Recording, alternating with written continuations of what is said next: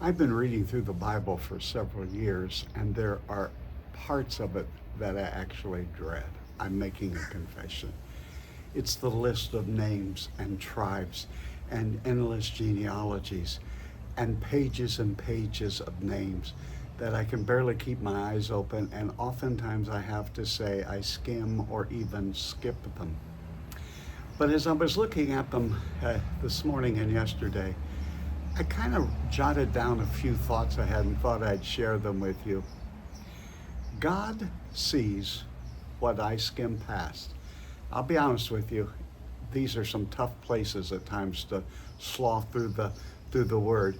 But that if God cared enough to name all of these people, then he hasn't overlooked you and I.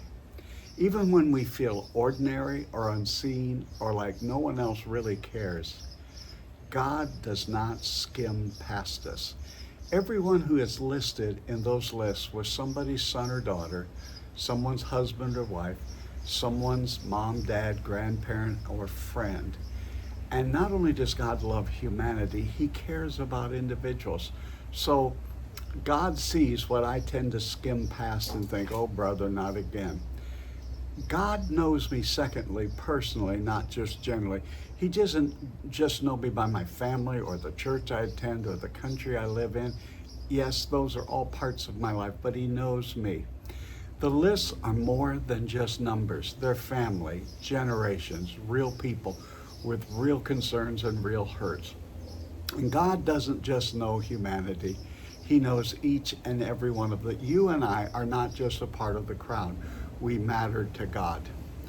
And then the third and final thing that it reminded me is, just like all of those whose names are listed in the Bible, my life is part of a bigger story.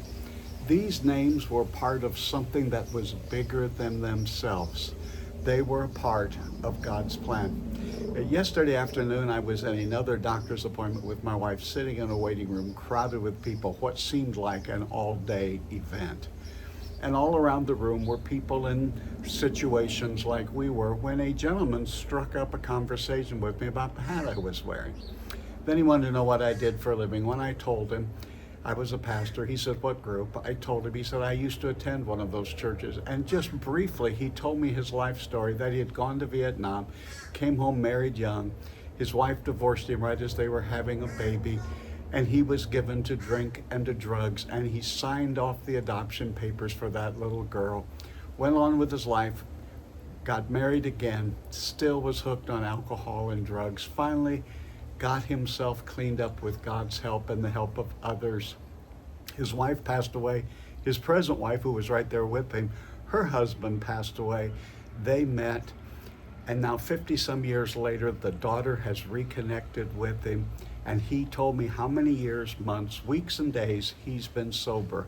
So all of a sudden, he went from just another person in a waiting room, just a nameless face to me, to somebody who I got a little glimpse that he's part of a bigger story. I took out my little handy notebook that I carry with me wherever I go. I wrote down their names and said, I'll pray for you, and you have helped me today. All around us are people who at times seem like nothing more than names and faces, but each one of them are a part of God's story. You are a part of God's story. God is working a story, and my name is in his story, and guess what? So is your name. Have a great and blessed day.